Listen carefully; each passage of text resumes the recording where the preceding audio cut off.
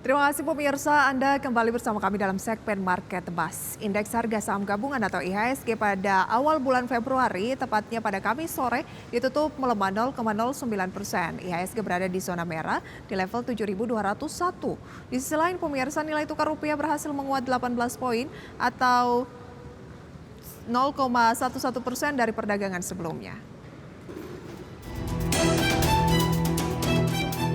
Indeks harga saham gabungan kembali tidak berhasil mempertahankan posisinya di zona hijau di awal Februari pada level 7.201 atau melemah 0,09% sampai penutupan perdagangan 1 Februari kemarin. 219 saham menguat, 297 saham melemah, dan 246 saham bergerak di tempat. Kapitalisasi pasar terpantau menjadi 11.440 triliun rupiah. Penguatan IHSG di penutupan sore kemarin hanya ditopang kenaikan 3 sektor, mulai dari sektor kesehatan yang menguat 1,48%, sektor infrastruktur menguat 0,09%, sektor konsumsi non-primer 0,01%. Sementara itu mayoritas pelemahan sektoral dipimpin oleh sektor transportasi dan logistik yang turun 1,56%, sektor keuangan merosot 1,30%, sektor energi turun 1,01%, dan yang terakhir sektor properti yang melemah 0,92%. Sementara itu emiten yang mempengaruhi IHSG hari ini hadir dari pernyataan Ketua The Fed Jerome Powell yang menyatakan terlalu dini untuk terjadi pemangkasan suku bunga Amerika Serikat pada bulan Maret telah membuat Wall Street menjadi lesu. Sementara itu saham RSCH dan PTMP menjadi penopang IHSG dengan masing-masing penguatan 34,69% dan 16,98%. Sementara dua saham menjadi pemberat IHSG yaitu MPXL yang melemah 19,44% dan SMGA yang melemah 10%. Selanjutnya nilai tukar rupiah ditutup di level 15.764 per dolar Amerika Serikat pada Kamis kemarin sore. Mata uang Garuda menguat 18 poin atau minus 0,11% dari perdagangan sebelumnya.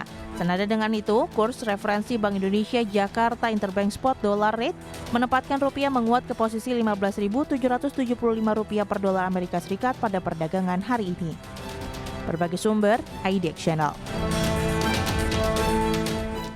Kita beralih pemirsa ke PT Goto Gojek Tokopedia atau Goto yang mencatatkan rugi periode berjalan Januari hingga September 2023 sebesar 88,05 triliun rupiah pasca akuisisi Tokopedia oleh TikTok. Dan pemirsa, nilai ini pun menjadi nilai rugi terbesar yang pernah dinyatakan oleh perusahaan tercatat di Bursa Efek Indonesia. PT Goto Gojek Tokopedia Tbk melaporkan proforma keuangan usaha unit usaha segmen e-commerce-nya yakni Tokopedia diakuisisi oleh TikTok.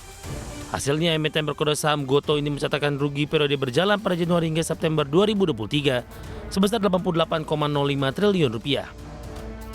Nilai ini pun menjadi rekor rugi terbesar yang pernah dialami oleh emiten tercatat di Bursa Efek Indonesia meskipun terjadi bukan karena operasional usaha.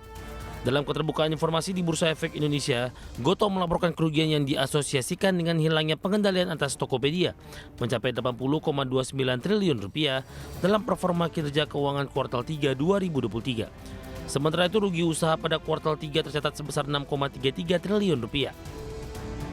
Sebagian besar dari keuangan yang dialami Goto tercatat hanya merupakan kerugian di atas kertas karena pembalikan goodwill akibat dekonsolidasi Tokopedia. Adapun nilai goodwill Tokopedia muncul ketika Gojek dan Tokopedia merger pada 2021 lalu. Kala itu nilai goodwill Tokopedia dicatatkan 93,8 triliun rupiah. Berbagai sumber IDX Channel. Ya pemirsa, emiten Goto juga akan menjadi topik utama kita pada pembahasan kali ini. Namun sebelumnya kami hadirkan emiten highlight atau informasi emiten lainnya yang kami rangkum dalam grafis berikut ini. Ada laba bersih pemirsa melesat 306%, PT Mitra Pedagang Indonesia Tbk atau MPIX akan IPO pekan depan. Laba bersih Bank Syariah Indonesia atau BRIS melesat 33,88% di 2023 dan market cap-nya kini tembus di atas 100 triliun rupiah. Dan tentunya tadi ada Goto pemirsa yang resmi umumkan akuisisi TikTok ke Tokopedia senilai 13,19 triliun rupiah sudah rampung. Kita ke agenda ekonomi di mana dari Singapura ada indeks manajer pembelian atau PMI Singapura di bulan Januari, kemudian ada IHK Korea Selatan di bulan Januari dan year on year. Serta dari Amerika Serikat, posisi cadangan di Bank Federal Reserve dan tingkat pengangguran Amerika Serikat di bulan Januari. Dan dalam negeri pemirsa, kita lihat untuk agenda emiten ada Wiko akan RUPS dan EURO ex dividen tunai interim. Update dari Bursa Asia pada pagi hari ini pemirsa. Data selengkapnya juga dapat Anda saksikan di layar dan bisa mungkin menjadi acuan seperti apa pembukaan perdagangan sesi pertama pada pagi hari ini ya. Di antaranya pemirsa ada Nikkei Jepang terpantau naik 0,64%, Stratem Singapura naik 0,51%, Kospi naik 1,44%, Hang Seng Hong Kong naik 0,52%. Dan pemirsa kini sudah terhubung melalui video conference bersama dengan Mas Raden Bagus Bima, founder dari Warkop Saham. Mas Raden, apa kabar?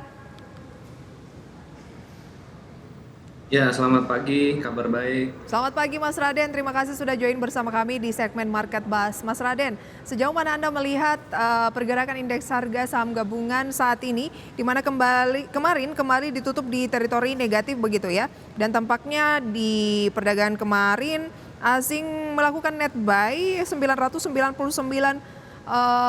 miliar rupiah di pasar, 999 miliar ya, di pasar reguler, dan dalam sepekan terakhir mencatatkan 1,96 triliun rupiah. Semenarik apa Anda melihat IHSG saat ini? Ya, menurut saya memang posisi IHSG kita di pekan ini ya, terutama memang berhasil menguat ya dari penutupan pekan Jumat yang kemarin. Cuma memang menurut saya investor perlu mewaspadai ya untuk di hari ini, terutama di hari Jumat ini, karena ada kemungkinan hari ini kondisi IHSG kita akan kembali melemah, terlebih nanti untuk di pekan depan. Saya masih meyakini posisi IHSG kita ya di awal Februari ini ada tekanan atau ada kecenderungan untuk melemah terlebih dahulu, melihat dari posisi tren dari awal tahun 2024 posisinya memang belum mencapai high price kembali, sehingga momentum ataupun kemungkinan yang paling besar kecenderungan IHSG di bulan Februari ini atau di awal Februari kecenderungan ada pelemahan. Oke, kecenderungan masih akan ada pelemahan begitu ya. Tapi pada pagi hari ini kita lihat dari Asia kompak menguat. Ada Nikkei Jepang, Stratem Singapura, Kospi Korsel, dan juga Hang Seng Hong Kong. Ini semuanya bergerak di teritori positif. Untuk sesi pertama, apakah ada kemungkinan juga IHSG akan rebound? Untuk di sesi pertama, saya pikir market kita akan menyesuaikan ya dengan kondisi market closing kemarin ya di US semalam dan juga di market Asia di pagi hari ini. Tapi nanti untuk masuk ke sesi kedua, menurut saya IHSG akan kembali menyesuaikan dengan kondisinya, di mana tren dari awal tahun sekarang ini kondisinya masih melemah, sehingga kecenderungan melemah mungkin bisa terjadi nanti setelah di sesi kedua. Oke. IHSG saat ini kan berada pada posisi 7.200-an begitu ya, 7.201, dan memang dalam sepekan terakhir ini range-nya itu hanya bergerak di kisaran 7.115 sampai dengan 7.248. Untuk jangka pendek, seperti apa support dari indeks harga saham gabungan, dan kalau menengah targetnya bagaimana dari Warkop Saham, Mas Raden?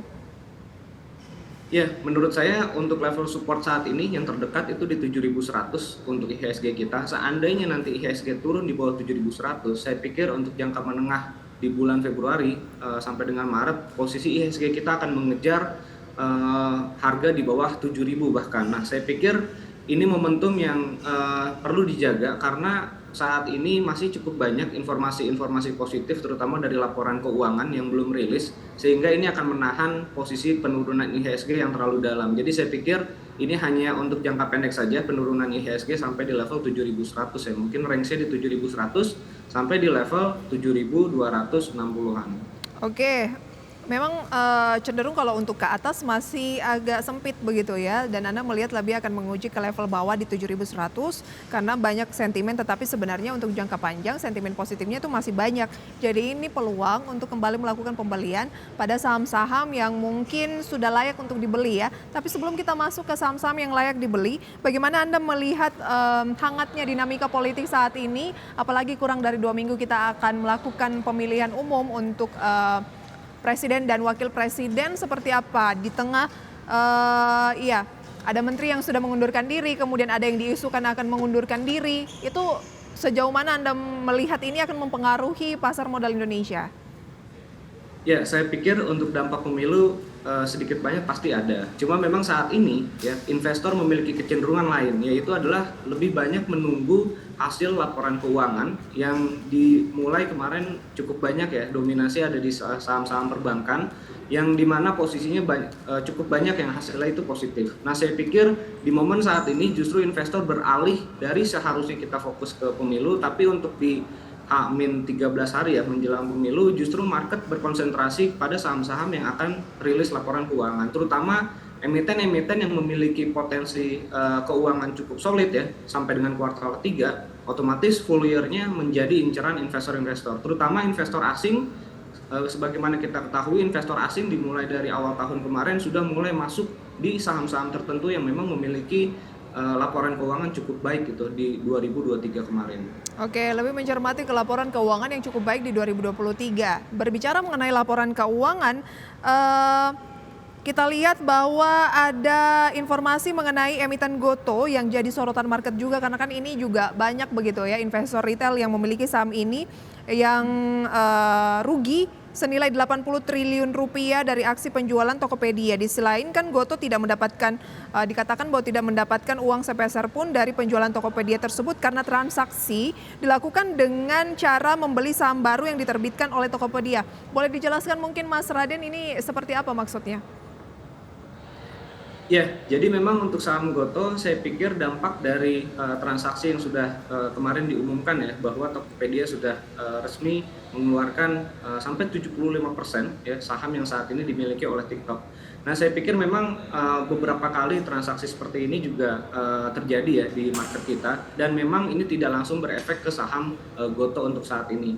Nah, kita bisa melihat ya cerminan investor pasti langsung berkonsentrasi terhadap laporan keuangan GoTo itu sendiri, yang dimana nilai yang tadi sudah disampaikan juga bahwa nilai kerugiannya cukup fantastis, ini justru yang menjadi sorotan market. Lalu kemarin informasi mengenai buyback-nya itu sendiri, saya pikir ini menjadi satu hal yang sebenarnya bisa membawa positif, tapi hanya untuk jangka waktu pendek, karena untuk buyback itu sendiri saya pikir masih kecil kemungkinan bisa terjadi di saham GoTo, sehingga investor kemarin di opening pagi hari sempat optimis, tapi menjelang siang atau bahkan sore hari mulai kembali melemah gitu untuk di saham GoTo. Walaupun masih positif, tapi untuk menurut saya transaksi yang dilakukan TikTok ke Tokopedia memang belum langsung membawa hal positif ya untuk saham GoTo itu sendiri.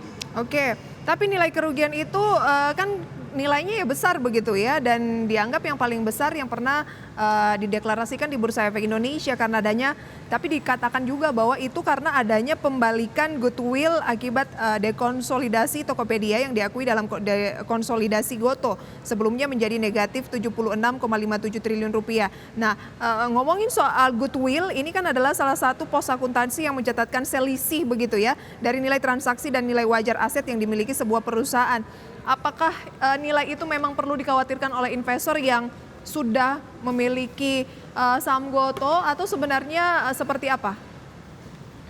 Ya, menurut saya justru perlu diperhatikan, walaupun memang sudah banyak ya dijelaskan di media seperti itu, tapi tetap ya investor, kita sebagai investor menginginkan perusahaan yang tentunya memiliki potensial laba yang cukup menjanjikan gitu. Dan bahkan kalau kita lihat saat ini posisi GoTo yang memiliki kerugian sebesar itu, kita juga belum bisa melihat, fokus kita adalah sebenarnya bagaimana GoTo bisa mengembalikan keadaan tersebut di tahun ini, dan itu juga belum terlihat, sehingga tidak hanya faktor kerugian yang saat ini investor ketahui, tapi juga kemungkinan laba yang bisa didapat di 2024 juga belum terlihat. Apalagi ditambah dengan beberapa hal yang belakangan ini cukup banyak beredar kabar-kabar yang kurang baik gitu mengenai GoTo, sehingga investor juga walaupun ada kabar baik mengenai buyback, tetap investor memilih untuk menahan diri gitu kemarin. Tidak, saham GoTo tidak tiba-tiba menguat cukup signifikan seperti di saham-saham lain yang kalau ada kabar positif pasti itu bisa langsung mengalami penguatan. Tapi itu tidak terjadi di GoTo,